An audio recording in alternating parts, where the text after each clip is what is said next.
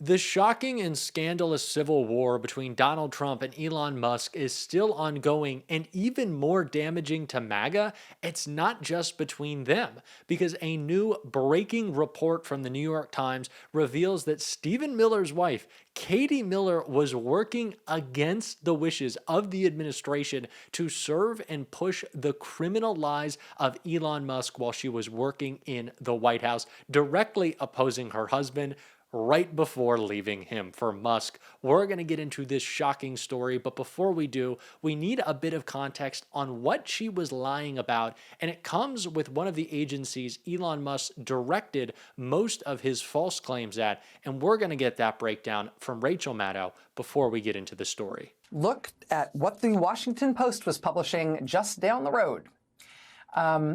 Quote, Social Security facing pressure from DOGE weighs big cuts to phone service. Agency considers ending phone program that is used by millions of elderly and disabled Americans. One gobsmacked Social Security Administration employee told the Post today that this radical change, this radical cut to services that they were moving on in the Trump administration, quote, would be the single largest service disruption in agency history ever. The single largest service disruption in Social Security ever. Elon Musk's plan for Social Security was to, quote, end telephone service for claims processing, instead directing elderly and disabled people to the internet and to in-person field offices. Quote, the agency's toll-free number is a mainstay for older customers who do not have online access or who have trouble navigating the internet. About 40% of the claims that get made to Social Security are made over the phone, using this phone line that Elon Musk now wants to kill. 40% of the claims at the agency.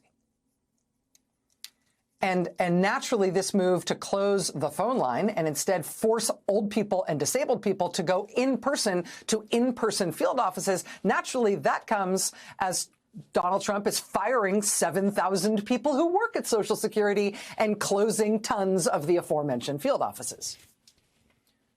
President Biden's Social Security Administrator, former Maryland Governor Martin O'Malley, ripped the bark off himself in his comments to the Post on this planned cut. Quote, it would certainly appear, he said, that they're trying to break the capacity of the agency to serve its customers. And I suppose if they're trying to dismember the agency, liquidate its assets, sell pieces of it to their billionaire friends to run, they have to discredit the agency in the eyes of its customers, and they do that by breaking its ability to serve.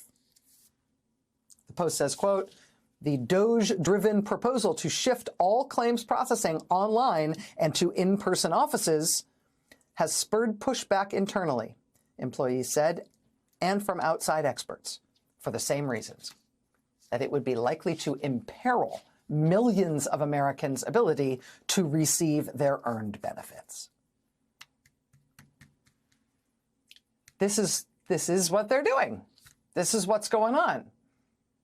And so this is what happens today. Congressman John Larson, who I just showed you, screams his freaking head off in Congress about it this morning. Screams at them. And then at noon, the Washington Post publishes this horror movie script about their plan, indeed, to rip the guts out of Social Security. Beyond firing everybody, which they're already doing, right? Beyond closing the field offices, they're now making it so that old and disabled people literally cannot call anyone to find out what's going on. But then you know what happened? They caved. They decided not to do it. Don't let anybody tell you that pushback doesn't work. We know DOGE had no other purpose than to allow Donald Trump and Elon Musk to sow distrust in the government. While Elon got richer, he went after the agencies, seeking to hold his corrupt and sometimes criminal companies accountable. That was the whole point of DOGE. There was no waste, fraud, and abuse they were looking for. Even their own employees have admitted that. And after they did, they were fired. But it's for that reason why Elon had to constantly lie and use his propaganda machine on Twitter to push those lies. But it wasn't just his platform that was doing it. It was also Stephen Miller's wife who worked alongside Elon, and this breaking bombshell reveals just how bad it was. Stephen Miller's wife angrily ordered Social Security boss to go along with Musk's BS. Stephen Miller's wife berated the head of the Social Security Administration to promote a false claim about rampant fraud on the agency's customer service line that was being pushed by Musk. Katie Miller, a former White House aide who later joined Musk's team full-time, called then-acting Social Security Administration Commissioner Leland Dudek and bluntly told him to keep repeating that 40% of the calls to Social Security were from scammers and fraudsters, even though the claim had zero basis in fact. The number is 40%, Miller told the administrator during an April 1st phone call, according to the New York Times. She insisted that he stick to that figure despite Social Security staff writing a response to correct it because Donald Trump believed Musk do not contradict the president, she said. Katie Miller's loyalty to Musk is hardly surprising. She was reportedly with him almost all the time while both were in the White House, according to the Wall Street Journal, just before Musk had a dramatic public falling out with Trump. While officially serving as a special government employee, Miller was also on Musk's payroll before exiting alongside him last month, sparking questions about where her true loyalties lay. The Times cited the false SSA scammer stat as yet another example of how Musk's Department of Government Efficiency, DOGE, pushed misleading claims and fabricated data to justify its cost-cutting crusade. The man who replaced that Social Security commissioner even provided some doublespeak by suggesting Musk's 40% figure was both inaccurate and true at the same time. We're going to be a fact-based, rule-based organization that can count, the commissioner told the Times while acknowledging the 40% figure pushed by Musk was not true. However, in a follow-up statement, he said the work that DOGE did was 100% accurate. The staff tried to amend this figure in an April 1st memo to DOGE leaders the same day of Katie Miller's call to state that 25 to 30% of allegations of direct deposit fraud are for direct deposit changes made over the telephone. According to an analysis by NextGov FCW, less than 1% of Social Security calls show any potential signs of fraud. So all along, Katie Miller, all along, was backing Elon Musk, even while, and of course maybe because, she was on his payroll. That is how entrenched she was with Elon the whole time, so it's clear that she would want to lie on his behalf to push a false narrative about DOGE, which Donald Trump had clearly been doubting for some time, whether it be because of the ridiculous behavior of Musk, how many problems he was causing Trump, or maybe the rampant drug use. But we see very clearly that Katie Miller the whole time was always backing Elon. It is so entrenched, the civil war in this White House. The sides for a long time have been very clear, and I expect more ramifications to come. But I am reminded, going back to that Social Security conversation, of a congressman who spoke out in such blunt fashion, in such a passionate way, that I just have to play it now that we're on the topic. It was John Larson slamming Republicans and Musk right here. Men and women on this committee are good people. They're honest and caring people. And that's why I do not understand why you would relegate this committee to no longer being of significance and resort to saying you will do whatever Elon Musk and Donald Trump tell you to do. Where's the independence of the committee? Where's the legislature? We're an equal branch of government.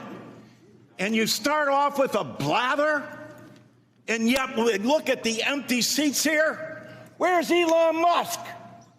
I'm sure he's a genius and is a very credible person because of the wealth he's accumulated. But that does not put him above the law or the responsibility to come before this committee in this Congress. If he's so great, if these plans and all the fraud and abuse that he's found are so evident, why isn't he here explaining it? You know why. Because he's out to privatize Social Security. He's been on television the last couple of days talking exactly about Social Security, Medicare, and Medicaid, and what he intends to do. Privatize it. The American people, some of them may have been born at night, but not last night. People are aware of this. Every single one of your districts. Now you have someone coming in to privatize a system, something you have longed to do going back to 1982, because Elon Musk thinks that this is the best thing to do. President Trump has called Social Security a scam. Elon Musk, as chairman, as Mr. Neal said, called it a Ponzi scheme. Ask that of the people in your district.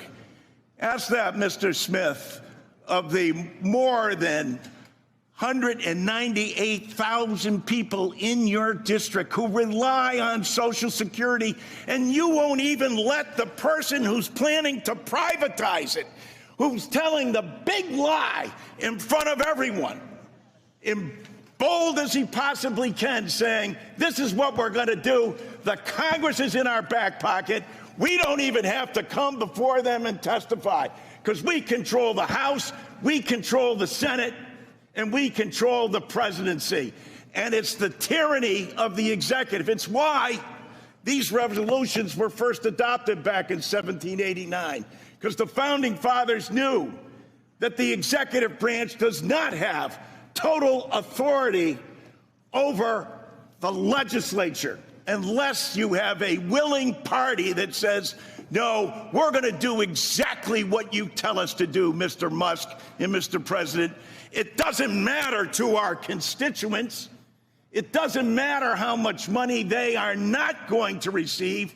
We're not even going to tell them the truth about what's going to happen to them. They administer to over 70 million people in the nation's #1 anti-poverty program for the elderly and children. Shame! Shame!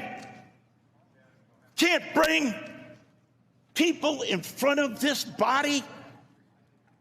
If he's right, if they're so good, if they're so just, why aren't they here telling the American people about it? They're not, because you know the truth. It's about privatization. I yield back. That is the energy that I love, that we should be bringing to everything all the time. That is the fight we need in this moment. We're going to be bringing it on this show. And if you want to support that, as always, you can hit that subscribe button. We recently hit 1 million because of y'all. You can leave a like on this video. And if you stuck around at the end, you can drop a blue heart in the comments. And until next time, I'll see you soon.